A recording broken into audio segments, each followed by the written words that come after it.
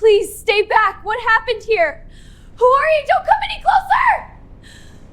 The first shot shattered the living room window before anyone understood what the sound was. Glass burst inward like a flock of startled birds, and Mira dropped the ceramic bowl she was holding as white rice scattered across the floor like teeth. Her father did not duck. He stood frozen beside the couch, one hand still wrapped around his phone, staring at the hole in the glass as if it were an accusation written in air. The second shot buried itself in the far wall above the television, and that was when he finally moved not toward the floor, but toward the door.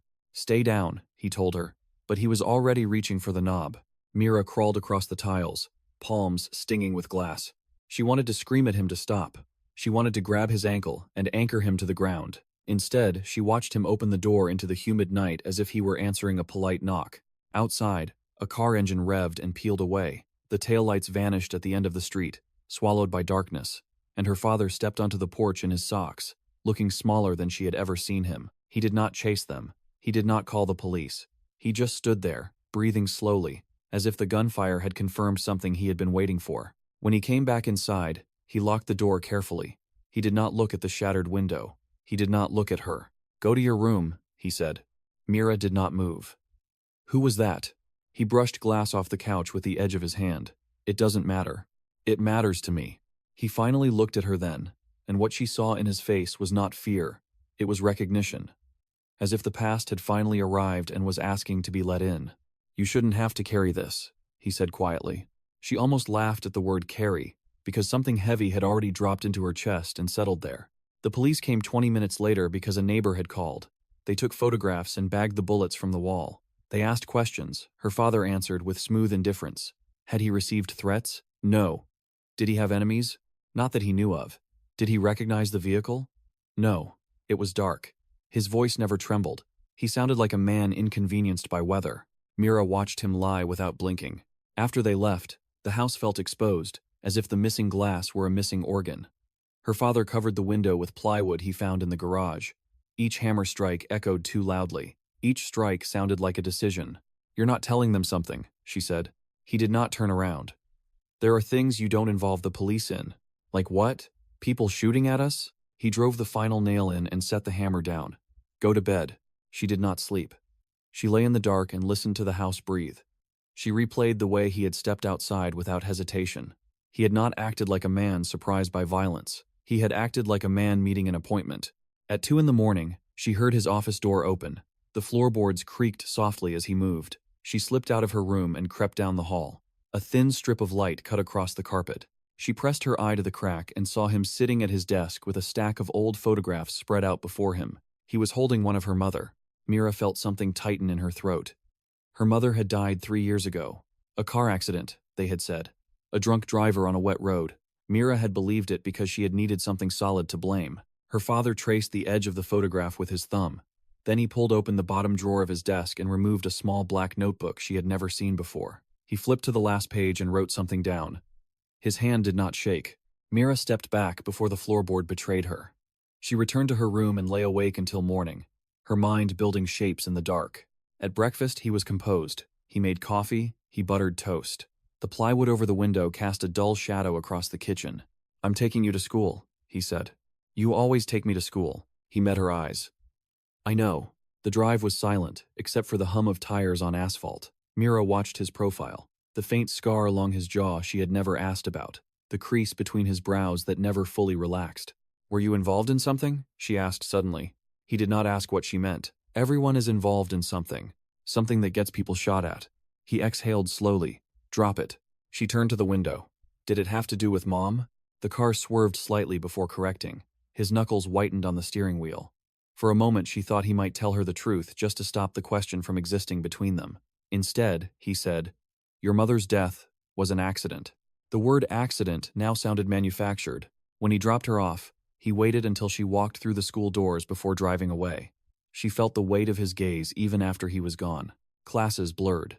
Friends talked about exams and weekend plans. Mira moved through it like someone underwater. At lunch, her best friend Talia noticed the cut on her palm from the glass. "What happened?" "A window broke," Mira said. Talia laughed. "That's dramatic." Mira almost said, "You have no idea." Instead, she pressed a napkin to the cut and thought about the notebook in her father's drawer. That afternoon she did not go straight home. She walked to the small electronics shop 2 blocks from school and bought a cheap voice recorder with the cash she had saved from tutoring. The man at the counter did not ask why a 17-year-old girl needed one. When she got home, the plywood was still there. Her father's car was in the driveway. She stepped inside carefully. He was in the kitchen, on the phone. "I told you it's done," he was saying, his voice low but sharp. "You had your chance." Mira froze in the hallway. She could not hear the other side of the conversation, but she could hear the edge in his tone. "No," he said. "You don't get to come back now." A pause. His shoulders tightened. "If you push this, you won't like the outcome." The call ended. He stood still for a moment, staring at nothing. Then he placed the phone on the counter and rubbed his eyes. Mira stepped into the kitchen as if she had just arrived. "Who was that?" He looked at her too quickly. "Work. You're retired." He forced a smile. "Old habits."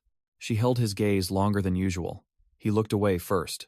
That night, after he went to bed, she slipped into his office. Her heart pounded so loudly she was sure it would wake him. She opened the bottom drawer slowly. The notebook was there. She took it and returned to her room, closing the door quietly. Her hands trembled as she opened to the last page.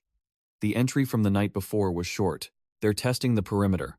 If they move forward, I'll have to choose." Choose what? She flipped back through earlier pages.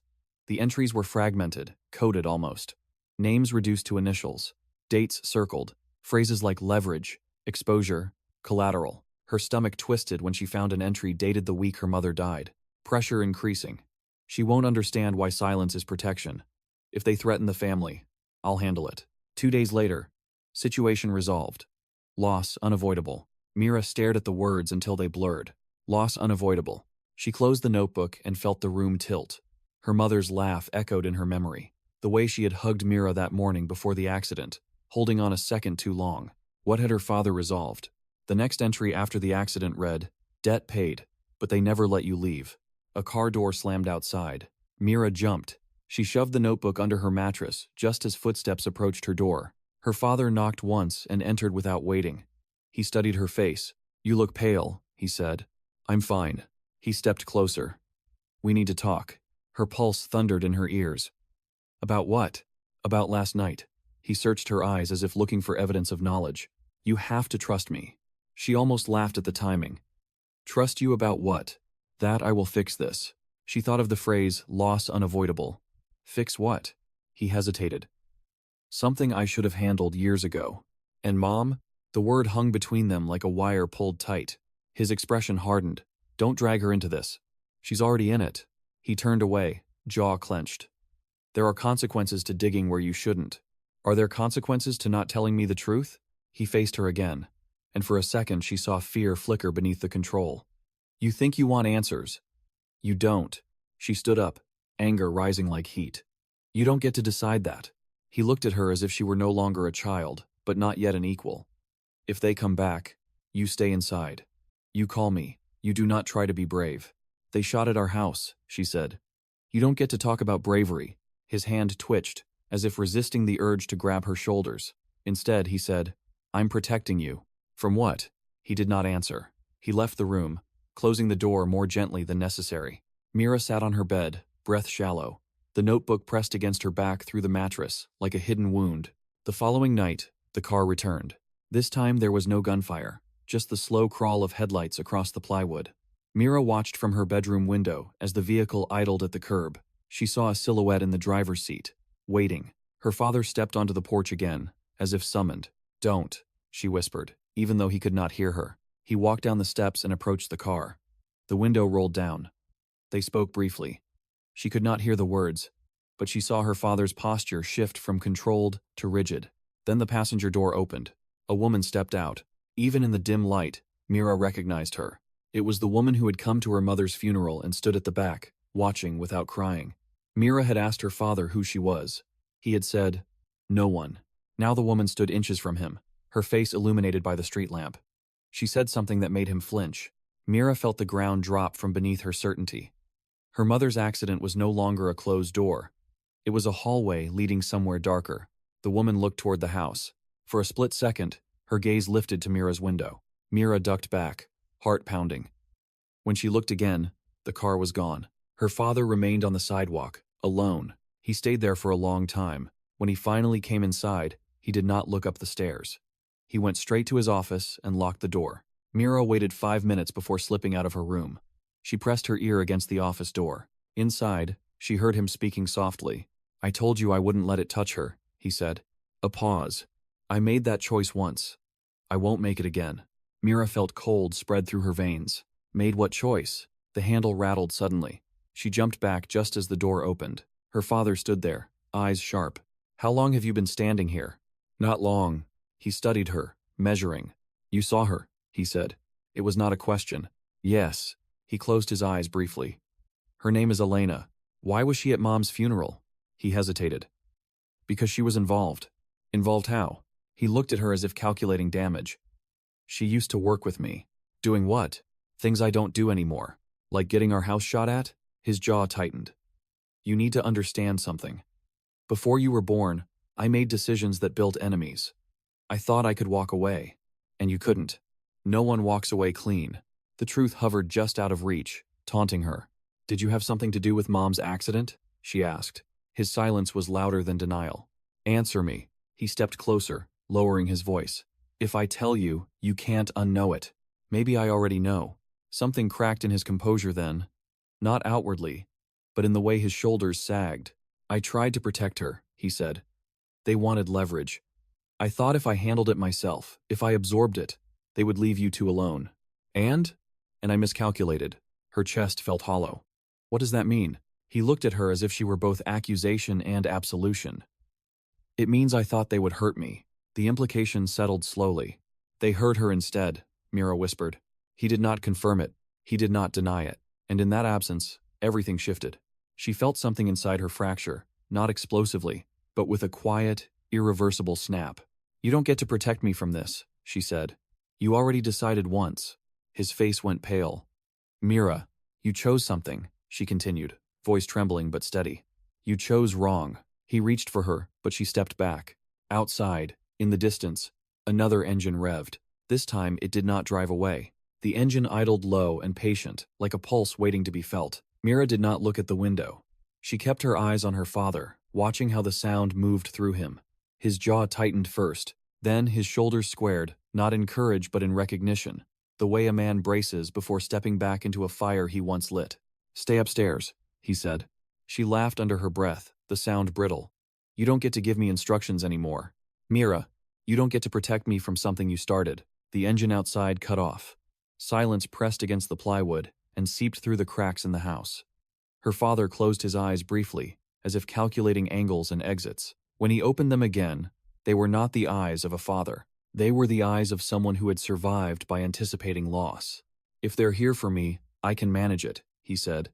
"If they think you're involved, I am involved," she snapped. "You made sure of that." A car door shut. Another. Footsteps on gravel. Her father moved past her toward the front of the house. She followed, despite his attempt to block her path. He stopped at the base of the stairs and turned, gripping the banister. "If something happens," he said quietly, "you take the car and go to Talia's. Do not call the police. Do not come back." She stared at him. "You're assuming I'd leave you." "I'm assuming you'd survive." A knock echoed through the house. Slow, deliberate, not urgent, not violent, certain. Her father walked to the door and unlocked it before the knock came again. He did not look through the peephole. He did not ask who it was. Elena stood on the porch. Up close, she looked older than Mira remembered. Not fragile, but worn, like someone who had been carrying something heavy for too long. Her dark hair was pulled back tightly, exposing sharp cheekbones and eyes that did not soften when they landed on Mira behind her father. "We don't have much time," Elena said. "You shouldn't be here," her father replied. "You think that matters anymore?" He stepped aside just enough to allow her into the house. She entered without hesitation, scanning the interior as if measuring exits. Her gaze paused on the plywood over the window. "They're escalating," she said. "They always escalate," he answered. Mira felt invisible and exposed at the same time. "Who are they?" she demanded. Elena's eyes shifted to her fully now. There was no kindness in them, but there was something else, something like assessment. "She doesn't know," Elena said quietly. "I didn't tell her," her father replied. "You should have." He stiffened. "You don't get to judge that." Elena took a slow breath. "You're out of time." "For what?" "For pretending you can control this." Mira stepped forward. "Control what?" Neither of them answered her. The omission felt deliberate. Elena turned to her father. They know you kept records. His expression flickered. That's impossible.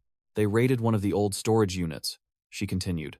They didn't find everything, but they found enough to know you didn't burn it all. Mira's pulse spiked. The notebook, the entries, the coded names. You said you walked away, Elena added. You lied. I stepped back, he corrected. You don't step back from something like that. What is it? Mira demanded, her voice cutting through the tension. What did you do? Elena studied her, and for a moment Mira saw hesitation. Not sympathy. Calculation. He built cases, Elena said finally. Not for court, for leverage. Leverage against who? People who don't show up in headlines, her father said. People who operate above the law. You blackmailed them, Mira said. I held them accountable. With threats. With proof. Elena's mouth twitched slightly. Accountability is a generous word. Mira felt her perception of her father tilt again. So you threatened powerful people, and you thought they'd just let you retire? I thought they'd understand mutual destruction, he replied. Elena shook her head. You forget how pride works. And Mom? Mira asked, forcing the word into the room. Silence thickened. Elena looked at her father. She deserves the truth. He closed his eyes. You said they wanted leverage, Mira continued, voice trembling now. You said you miscalculated. What does that mean? Elena answered before he could. It means someone needed to send a message. The words hit like cold water. Your mother wasn't the target, Elena added carefully, but she was the pressure point. Mira's chest tightened so hard she thought she might collapse. So they killed her. Her father's face twisted. They staged it as an accident. The room seemed to recede. Sound dulled. You knew, Mira whispered. I suspected. You suspected? I didn't have proof. You didn't look hard enough. He flinched. Elena stepped forward. He looked. He tore through everything. But the people behind it don't leave fingerprints. Then why stop? Mira shot back. Why not keep going? Her father's voice dropped. Because they made it clear the next message would land closer. Mira understood then. The phrase from the notebook. If they threaten the family, I'll handle it. You chose me, she said quietly. I chose to keep you alive. At her expense. He did not answer. Elena exhaled. We don't have time for this. Mira rounded on her. You were at the funeral. Why? Because I warned him, Elena said. And he didn't listen. Warned him about what? That building leverage only works until someone decides to burn everything down. Her father's gaze hardened. I didn't expect them to go after civilians. You built a system that cornered men who don't tolerate corners, Elena replied. The engine outside roared again. Not one car now. Two. Elena moved toward the window, careful not to expose herself. They're not here to talk. Her father turned to Mira. Go upstairs. No. Please. It was the first time he had said the word that night. Mira felt the weight of it. The fear beneath it. I'm not hiding anymore, she said. Headlights flooded the plywood, light bleeding through the cracks. Doors opened. Multiple. Elena pulled something from inside her jacket. A handgun. Mira stared at it. You said you stepped back, she said to her father. I did, he replied. Mostly. The front door handle rattled violently. Once. Twice. They won't break it down, Elena murmured. They want you to open it. Her father moved toward the door again. Don't, Mira said. If they think I'm defiant, they escalate. And if you comply, they negotiate. Negotiate what? Terms. The door rattled harder. Elena positioned herself beside the frame. You open it. If they draw first, I respond. You respond how? Mira demanded. Efficiently. Her father unlocked the door. It swung inward to reveal two men in dark jackets. They did not look like criminals. They looked like executives. Clean, calm, bored. Good evening, the taller one said. We were hoping to speak privately. You're speaking, her father replied. The man's eyes drifted past him to Mira and Elena. It seems we have an audience. You're trespassing, Elena said evenly. The second man smiled faintly. That's a flexible concept. We're not here to cause distress, the first added. We're here to resolve a misunderstanding. What misunderstanding? Mira asked before she could stop herself. Both men looked at her. Her father stepped slightly in front of her. You don't address her. The first man tilted his head. Your daughter? Yes. Unfortunate. The word felt like a threat disguised as sympathy. You kept copies, the man continued, eyes on her father. We agreed you would not. I kept insurance, her father said. Insurance implies balance, the second man replied.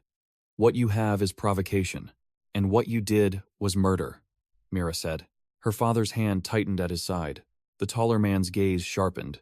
Careful. You killed my mother. He smiled thinly. Accidents happen. Elena's grip on the gun shifted. The first man raised a hand slightly. We're not here to revisit history. We're here to prevent further escalation. Then leave, her father said. Not until we're assured the material is destroyed. And if it's not, the man's expression cooled. Then we revisit leverage. Mira felt ice settle in her stomach. You mean me? Silence confirmed it. Her father stepped forward. You touch her and every file goes public. The second man shrugged. You overestimate the impact. Chaos is survivable. Exposure is temporary. Blood is permanent. Elena raised the gun fully now. You've said enough. The taller man's eyes flicked to the weapon. He did not flinch. You won't shoot. Try me. He studied her for a moment. You always were impulsive. A third car engine sounded in the distance. The first man glanced down the street. We don't want noise. Neither do you. He turned back to Mira's father. You have 48 hours. Destroy everything. Deliver proof. And if I don't, the man's gaze slid to Mira again. Then we escalate appropriately. The men stepped back toward their car, calm, measured. Before getting in, the taller one paused. You built a system on fear, he said. You should understand its efficiency. The cars pulled away. Silence swallowed the street. Elena lowered the gun slowly. 48 hours, she murmured. Her father shut the door and locked it. Mira felt hollow and electric at the same time. You said you'd never make that choice again. He did not answer. She stepped closer. Are you going to burn it? He looked at her. Really looked at her. If I don't, he said quietly, they will come back. And next time, they won't knock. And if you do, then your mother dies for nothing. The words hung between them like a blade. Elena exhaled slowly. You see the trap. Mira's mind raced. Where are the files? Her father hesitated. Where? Not here. Where? In a storage facility, under a different name. Elena's eyes sharpened. You didn't tell me that. I don't tell anyone everything. Mira felt something shift inside her. Then we go. Her father stared at her. This isn't a road trip. They already threatened me, she said. I'm involved. He looked at Elena. She's right, Elena said quietly. They won't hesitate. He closed his eyes briefly. When he opened them, something had hardened. We leave in an hour, he said. Mira felt both terror and clarity. She had wanted the truth. Now she was stepping into it. Upstairs, she packed a small bag with shaking hands. Her room looked suddenly fragile, like a space that might not exist tomorrow. She paused at her mirror and studied her reflection. She did not look different, but she felt rearranged. Downstairs, she heard her father and Elena arguing in low voices. You can't involve her, Elena was saying. I didn't, he replied. They did. You built this. I built a counterweight. You built a bomb. Mira stepped back into the hallway. Then help me defuse it, her father said. A pause. I won't lose another one, he added quietly. Mira felt that sentence like a bruise. She descended the stairs. I'm not something to lose, she said. Both of them looked at her. I'm already part of this, she continued. So stop talking like I'm furniture. Her father's eyes softened briefly. You shouldn't have to carry this. I already am. He nodded once. They left the house together. The plywood-covered window stared at the empty street as if waiting. The storage facility was 30 minutes away, near the edge of town where warehouses replaced houses. The drive felt longer. Mira watched every car in the rearview mirror. You think they're following? She asked. They don't need to, Elena replied from the passenger seat. They know the pressure works. Her father did not speak. The facility was dimly lit, security cameras perched on poles like indifferent birds. Her father parked near the back. You stay in the car, he told Mira. She opened the door anyway. He did not argue this time. Inside, the corridor smelled of dust and metal. Rows of identical doors stretched in both directions. Her father stopped at one near the end and unlocked it. The unit was small but packed with boxes. This is what they're afraid of? Mira asked. He stepped inside. This is what they think can hurt them. Elena closed the door behind them.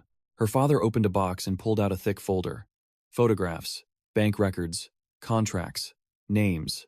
These aren't just threats, Mira whispered. This is evidence. Yes. Why not go to the authorities? Elena gave a short, humorless laugh. Because the authorities are in some of these files. Mira felt the world narrow further. Her father pulled out a portable hard drive from another box. There are digital copies. How many? Enough. Mira stepped closer, scanning the names. Some were familiar from news headlines. Philanthropists, politicians, executives. You could expose all of them, she said. And destabilize everything, Elena replied. Markets, institutions, lives. They destabilized ours. Yes, Elena said softly. But you don't get to control how far the blast radius goes. Mira looked at her father. What are you going to do? He stared at the files as if they were living things. If I burn it, he said slowly. They back off. You believe that? No. Then what? He looked at her, and for the first time, she saw uncertainty without control. I don't know. The admission scared her more than the threats. Elena stepped closer. There is another option. He glanced at her. Selective release, she said. Enough to remind them the threat is real. Not enough to burn everything. That still puts a target on her, he replied. She already has one. Mira swallowed. Her father looked between the boxes and his daughter. No clean choices. Outside, somewhere beyond the thin metal walls, a car door slammed. They all froze. The sound did not echo like an accident. It landed with intention. Mira felt her father's hand close around her wrist without looking at him. Elena moved first, crossing silently to the thin slit near the top of the storage door and angling her eye toward the parking lot. 2 cars, she whispered. Same model as before. Her father's grip tightened. We weren't followed. Elena didn't answer that. She stepped back, gun already drawn, her expression stripped of argument.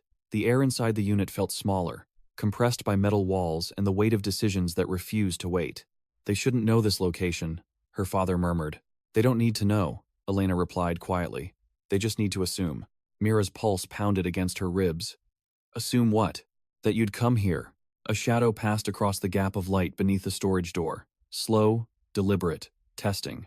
Her father moved toward the boxes, scanning them rapidly, as if calculating how much could be carried and how much would have to be sacrificed. We can't let them take this. They won't take it, Elena said. They'll burn it. Then we leave, Mira said. Now, the shadow stopped directly outside the door.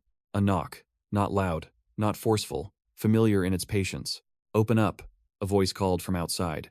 Calm, controlled. Her father's jaw tightened. They're escalating faster. Elena stepped beside the door, gun raised. We don't respond. Another knock. Harder. You have something that doesn't belong to you, the voice continued. We'd prefer a civil resolution. Mira swallowed. The metal walls felt like they were closing inward.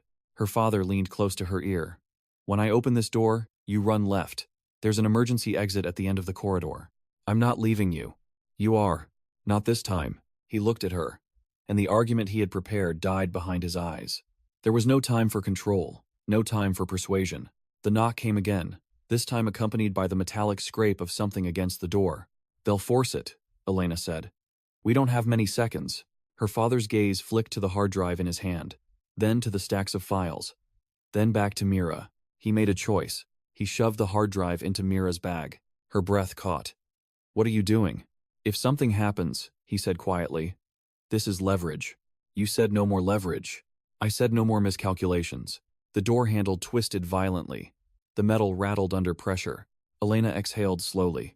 We're out of negotiation. The lock snapped. The door burst inward. 2 men stepped into the corridor outside the unit. Not the same men from the house. Younger. Harder. Not dressed like executives. Dressed like solutions. Her father moved in front of Mira instinctively. You don't want to do this, he said evenly. One of the men smirked. We already did. He lunged forward. The first shot came from Elena. It was deafening in the narrow corridor. The man dropped instantly, collapsing against the wall. The second man drew his weapon, but her father was faster than Mira expected. He grabbed a metal storage dolly and rammed it forward. The collision knocked the man off balance long enough for Elena to fire again. The corridor filled with smoke and the metallic tang of blood. Mira stood frozen, heart slamming against her ribs. The world had shifted from threat to irreversible action in less than 5 seconds. Her father turned to her sharply. Run. This time she moved. They sprinted down the corridor toward the emergency exit. Alarms had not sounded. The facility remained eerily quiet, as if violence here was expected but undocumented. Elena followed behind them, gun still raised. They burst through the emergency door into the night air. The parking lot lights flickered faintly. 2 more silhouettes near the cars. Her father swore under his breath. They anticipated the exit. Elena grabbed Mira's arm and dragged her behind a parked van. Bullets tore through the air seconds later, slamming into metal and asphalt. Mira's ears rang. Her mind struggled to process that this was no longer psychological pressure. It was direct erasure. Her father crouched beside them. "We split." "No," Mira said instantly. "Yes," he replied. "They can't track all three." "They don't need to," Elena muttered. "They only need one." Another volley of shots sparked against the van. Her father leaned close to Mira. "Take the car. Don't go to Talia's. Go to the address in the glove compartment."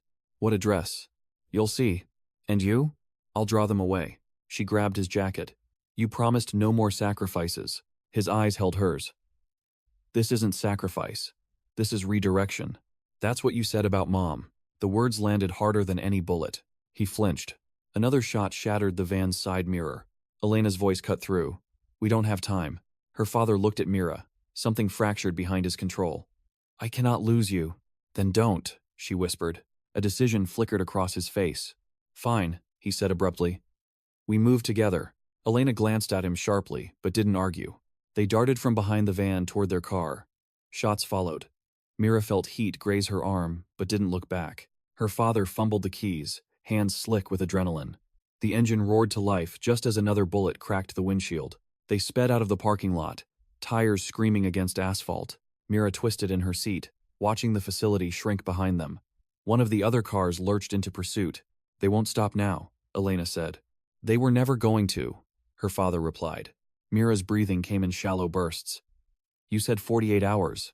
They moved up the deadline." The pursuing car closed distance quickly. Her father swerved onto a side road, cutting through an industrial area. The night swallowed them in long stretches of unlit pavement. "They're better drivers than you," Elena said flatly. "Helpful," he shot back. The car behind them gained again. Mira clutched the bag with the hard drive inside as if it were a living thing. "They want that," she said. "They want control," her father replied. "The drive is just a tool." The pursuing car pulled alongside briefly. Mira saw the driver's face illuminated by dashboard light. Focused. Calm.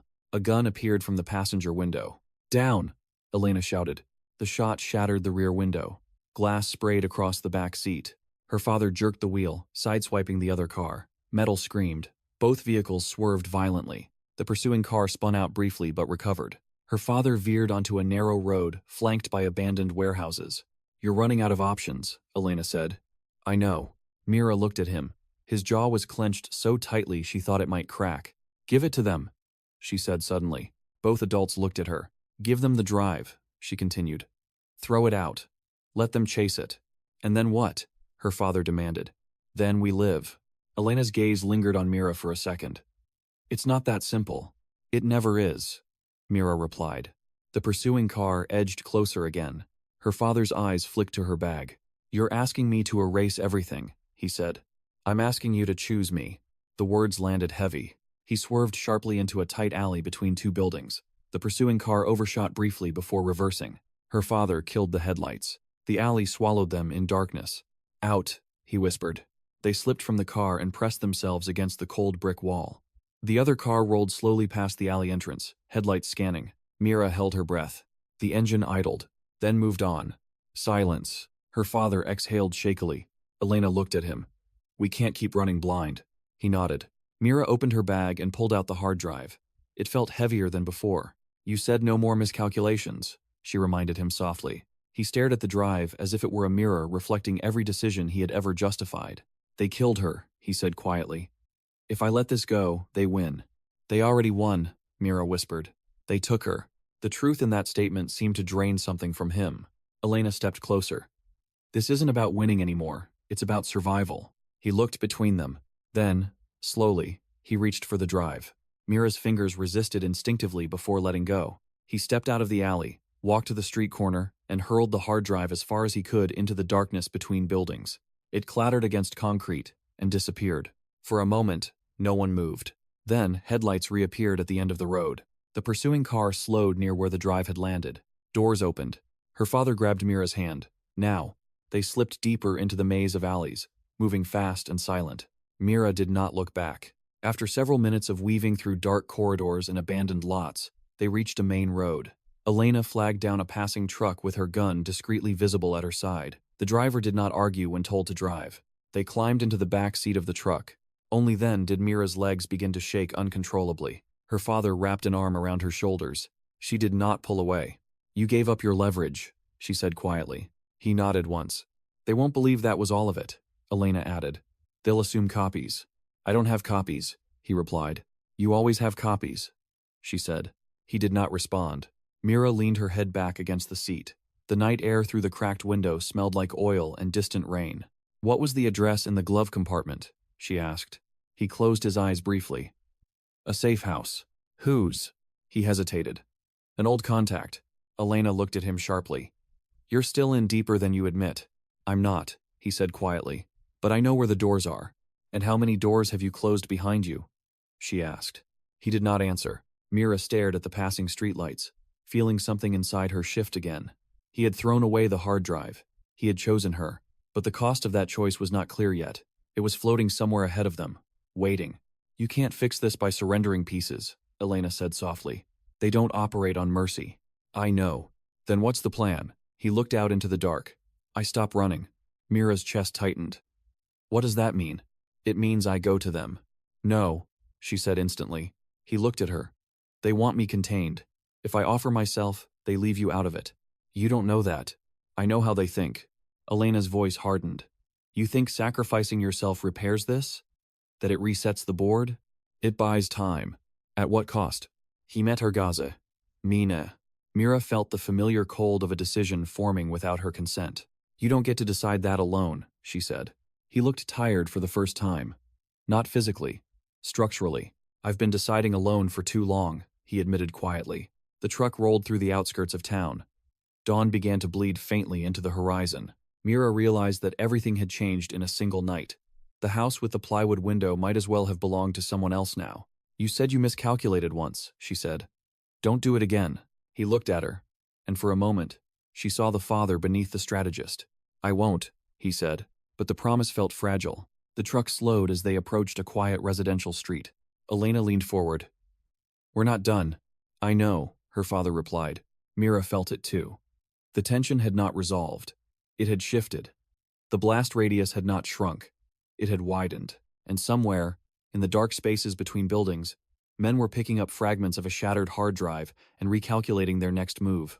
The truck slowed fully at the end of the residential street, its brakes sighing like something exhausted. The driver did not ask questions when Elena told him to stop. He did not look back at them either. People who survived long enough in certain environments learned not to look too closely at the people getting out of their vehicles before sunrise. Mira stepped onto the pavement first. The neighborhood looked ordinary. Small houses, trimmed lawns, a stray newspaper lying damp on a driveway. The kind of place where nothing violent was supposed to happen. That illusion felt almost insulting now. Her father scanned the street. 3 houses down, he said quietly. Elena followed his gaze. Still active? It was, he replied. I don't know about now. They walked together, not touching, but close enough that their shadows merged under the faint streetlights. Mira kept expecting headlights to flare at the end of the road, kept expecting someone to step out from behind a parked car. The quiet felt unnatural, like a held breath. Her father stopped in front of a beige house with closed shutters. He reached under the mailbox and retrieved a small magnetic key box. He opened it with steady fingers. You had this ready, Mira said. I had it once, he corrected. They stepped inside. The house smelled unused but clean. Furniture covered in sheets. A faint layer of dust on the coffee table. No photographs on the walls. No signs of life. Elena closed the door softly behind them and locked it. Mira moved toward the living room window and parted the curtain slightly. The street remained empty. Dawn crept slowly across the roofs.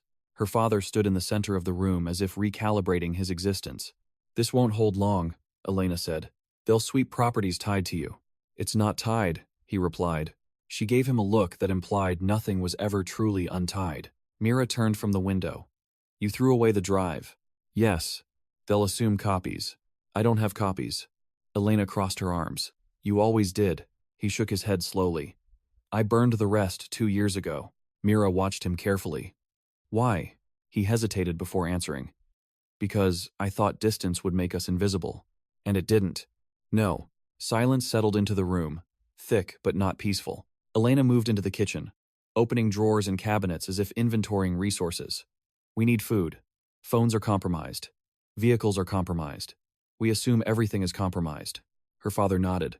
I'll handle communication. With who? She asked. He did not answer immediately. Mira felt the tension coil tighter. "You're still connected," she said. He looked at her. "Not the way you think. That's what you always say." He ran a hand through his hair. "There are people who owe me." "Owe you for what?" she demanded. "For not exposing them." Elena let out a short breath. "You see? This never ends." Mira's gaze sharpened. "So, you're going to call in favors from the same system that killed Mom?" His face tightened at the word killed, as if it were still foreign in his mouth. "I'm going to use what's left." "And if what's left wants you silent?" Elena asked. He didn't answer that. Mira felt the edges of her anger returning, not explosive but precise. "You keep talking like you're navigating a chessboard," she said. "But I'm not a piece." He stepped closer to her. "You're the only thing that matters. Then stop gambling with that." The truth hung between them like exposed wiring. Elena walked back into the living room holding a small first aid kit. "You're bleeding," she said to Mira. Mira looked down. A thin line of red ran along her forearm where something must have grazed her during the chase. She hadn't even felt it. Elena cleaned the wound with clinical focus. "You don't process pain in real time," she said quietly. "I do," Mira replied. "No," Elena said. "You store it." Her father watched the exchange with an expression Mira couldn't read. Something between gratitude and regret. After the bandage was secured, Mira sank into the couch. Exhaustion pressed down on her, but her mind refused to quiet. "They won't stop," she said finally. "No," Elena agreed. "They'll assume the drive had something recoverable." "Yes. And if they can't recover it, they'll pressure again." Her father sat across from them. "Then we change the board." Elena's eyes narrowed. "How?" He leaned forward, elbows on his knees. "I reach out to someone higher than the men who came tonight." "You think someone higher didn't approve tonight?" she countered. "I think layers exist," he said. "And I think not everyone wants exposure." Mira studied him. "You're going to threaten them again. I'm going to remind them that escalation isn't clean." Elena shook her head slowly. "You're assuming rational actors." "They are rational," he insisted. "They just operate on different metrics." Mira felt something inside her snap into clarity. "You still believe you can control them." He didn't respond. "That's the miscalculation," she said quietly. "You think you're inside their logic, but you're not. You're outside it. You always were." The words struck harder than she expected. She saw it in the way his shoulders sagged slightly. "I built my survival on understanding them," he said. "And they built theirs on erasing threats," she replied. Elena watched the exchange carefully, as if observing a fracture widen. There was a knock at the door. All three froze instantly. Not loud, not aggressive, controlled. Mira's heart slammed into her throat. Elena moved toward the door silently, gun raised again. Her father stood. "They wouldn't knock twice in one night." "You're assuming consistency," Elena said softly. The knock came again. Her father stepped closer. "Who is it?" he called. A familiar voice answered. "You don't want to ignore me."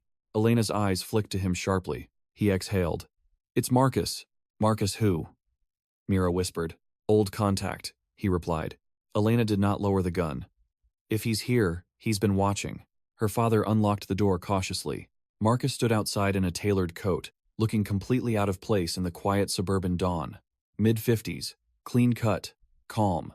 "You're deteriorating," Marcus said mildly as he stepped inside without invitation. "You're trespassing," Elena replied. Marcus glanced at her briefly. "You always were direct." Mira stayed seated but studied him closely.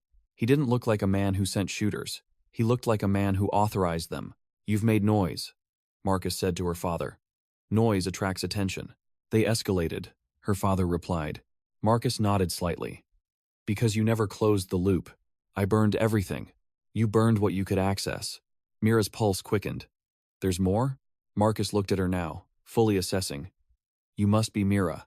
"Don't," her father warned. Marcus ignored him. "You look like your mother." The air seemed to tighten around the room. "Don't say her name," her father said quietly. Marcus raised an eyebrow. "You think silence protects memory?" Mira stood slowly. "Did you approve it?" The question landed between them like a blade. Marcus did not feign confusion. "Approve what?" "My mother's death." Elena's grip tightened on the gun. Marcus studied Mira for several seconds. "You're asking the wrong question." "Then answer the right one." Her father stepped between them. "This isn't why he's here." Marcus's gaze shifted back to him. "No, I'm here because the board is shifting." "What does that mean?" Elena asked. "It means the men who came after you tonight weren't acting under formal sanction," Marcus replied. Her father frowned. "Rogue?" Ambitious, Marcus corrected. Mira felt her stomach drop. So someone inside is pushing further. Yes. And you're here to do what? Elena asked. Clean it up? Marcus adjusted his cuffs. I'm here to prevent collateral instability. Collateral, Mira repeated softly. He looked at her again. You're sharper than I expected. Don't compliment me. He almost smiled. Her father's voice cut through. What do you want? Marcus folded his hands loosely. You've destabilized lower tiers. That creates risk. Risk invites scrutiny. Scrutiny exposes layers. And you don't want exposure, Elena said. Exposure is inefficient, Marcus replied calmly. Mira felt a wave of disgust. You talk about my mother like she was inefficient.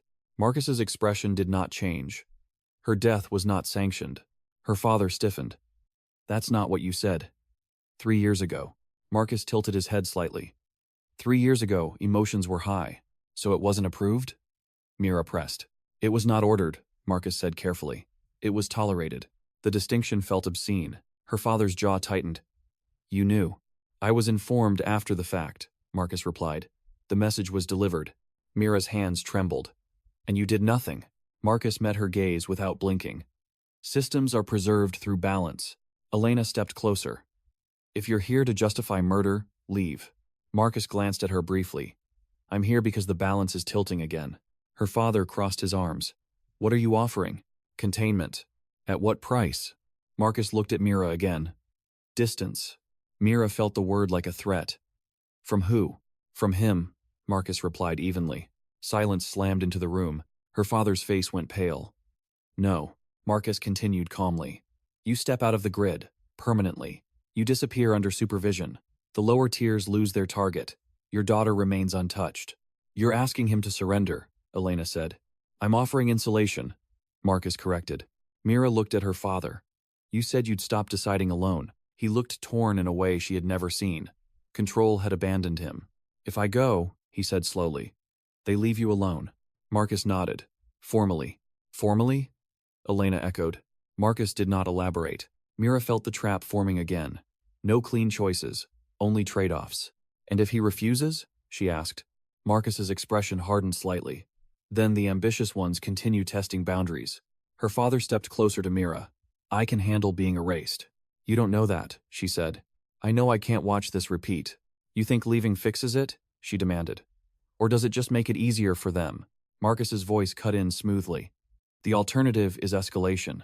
Mira's mind raced. If her father disappeared, she would live with the knowledge that he traded himself for her safety. And if she refused, she might live knowing she chose him over stability. Why now? She asked Marcus. Why intervene now?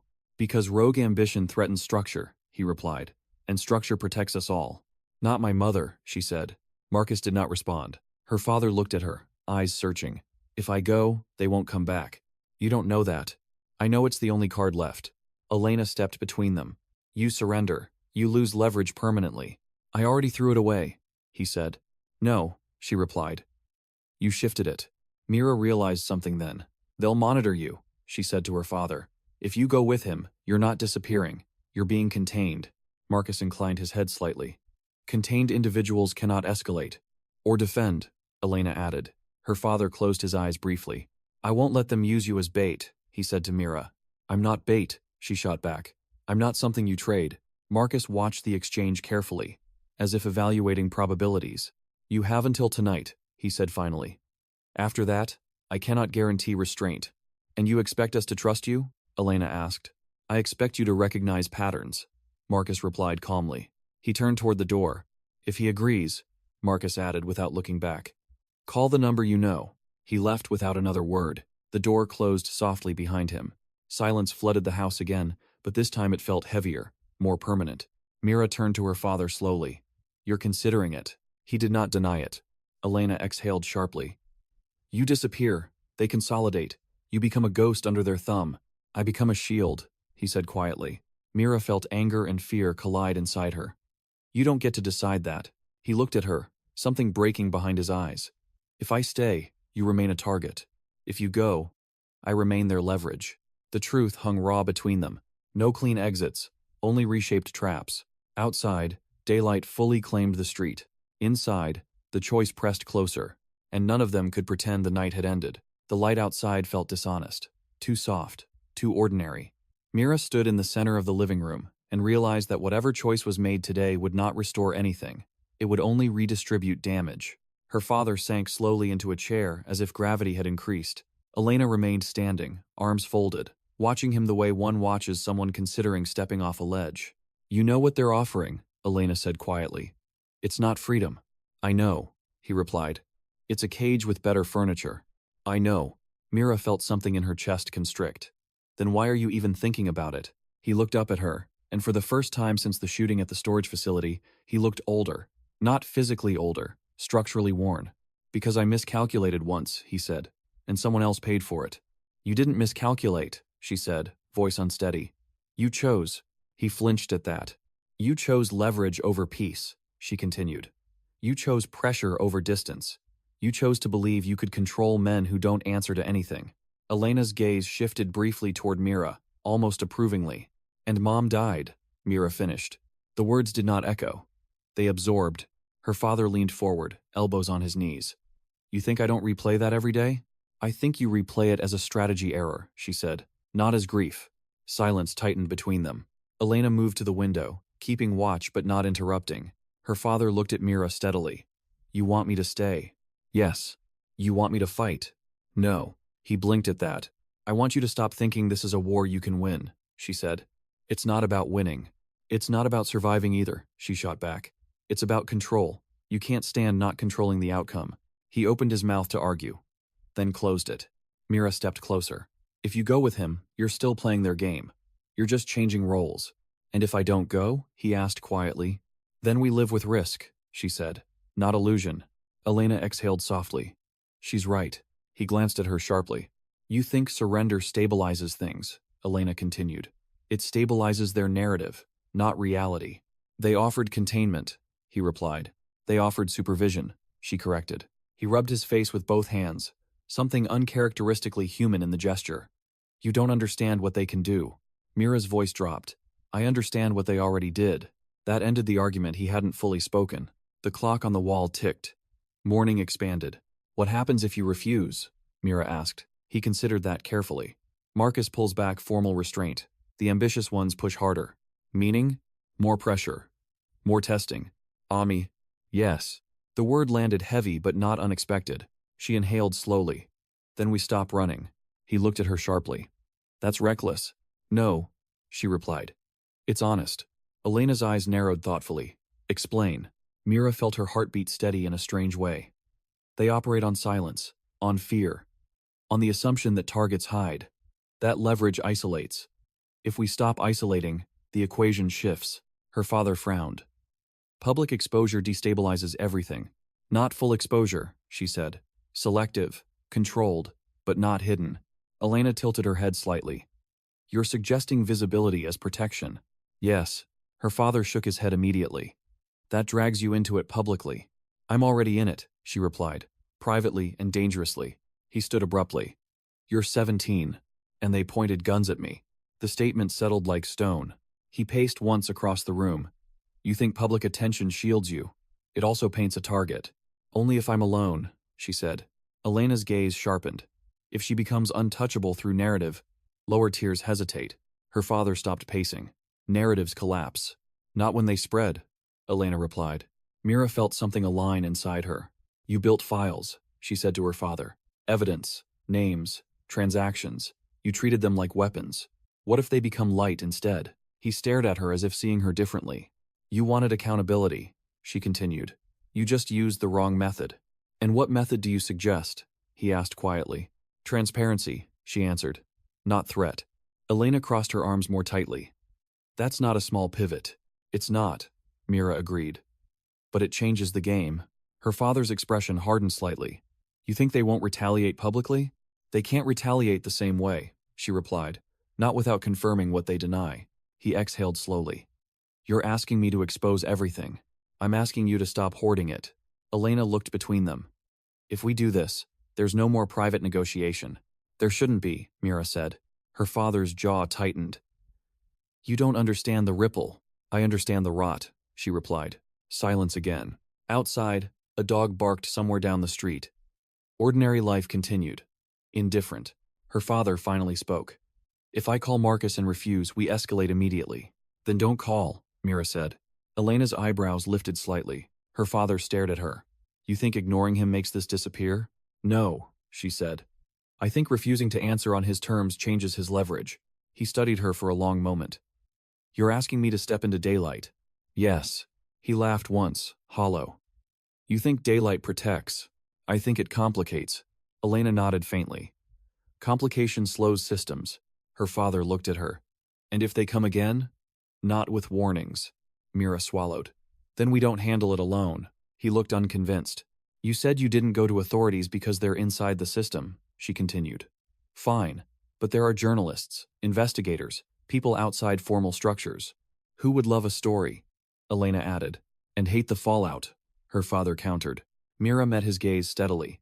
You didn't fail because you fought them. You failed because you fought them alone. The words hung there. Elena exhaled quietly. Isolation is their strongest tool. Her father sank back into the chair slowly. He looked less like a strategist now and more like a man at the edge of an unfamiliar cliff. You're asking me to risk you in a different way, he said. I'm asking you to stop risking me invisibly, she replied. He closed his eyes for a long moment. When he opened them again, something had shifted. Not resolved. Shifted. I built my entire adult life on containment, he said, on managing damage quietly. And how did that end? Mira asked softly. He didn't need to answer. Elena stepped forward. If we move publicly, we do it strategically. We don't dump everything. We control sequence. Her father nodded slowly. Sequencing matters. Mira felt a fragile current of agreement forming. No more private meetings, she said. No more secret negotiations, Elena added. Her father hesitated only a second. No more leverage. The words felt almost ceremonial. Mira let out a breath she hadn't realized she was holding. What about Marcus? She asked. He looked toward the door as if expecting it to open again. He'll wait for a call. And if it doesn't come, he'll interpret that as refusal. Good, she said. Elena's eyes flicked toward Mira, measuring courage versus recklessness. We'll need documentation organized, Elena said calmly. Cross-verified. Not just accusation. Her father nodded. I know how to build a case. Build one that stands in light, Mira said. He looked at her, and this time there was no defensiveness, only a quiet, heavy understanding. I thought I was protecting you, he said softly. You were protecting your belief in control, she replied. He absorbed that without argument. The clock ticked again. Call no one, Mira said. Not yet. We prepare. He hesitated, then reached into his pocket and removed his phone. He powered it off completely and placed it on the table. Elena did the same. Mira looked at her father's phone, resting there like a severed connection. You're sure? He asked her quietly. No, she admitted. But I'm done being afraid quietly. He stood slowly. I don't know how to do this without hurting you, he said. You already did, she replied. Now we try not to hurt anyone else. The honesty in that statement lingered. Elena moved toward the hallway. We should rest in shifts. They may still test. Her father nodded. Mira remained standing in the living room for a moment longer, staring at the morning light spreading across the floorboards. Her mother's face rose in her memory, not in the hospital, not at the funeral, but laughing in the kitchen years ago. Ordinary. Unaware of leverage and systems and tolerance. She didn't deserve to be a message, Mira said quietly. No, her father replied. He stepped closer but did not touch her. I can't undo it, he said. I know. I can't promise this won't hurt. I know, he swallowed. I can promise I won't choose alone again. She studied his face carefully. That's not redemption, she said. No, he agreed. It's responsibility. He nodded. They stood there in the fragile stillness of a new direction. Not victorious, not safe, but no longer negotiating in shadows. Outside, the neighborhood continued its morning routines. Cars started, doors opened, life moved. Inside, 3 people prepared to stop hiding.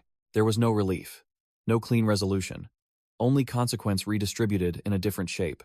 But for the first time since the first shot shattered their window, the choice felt shared, and that changed everything.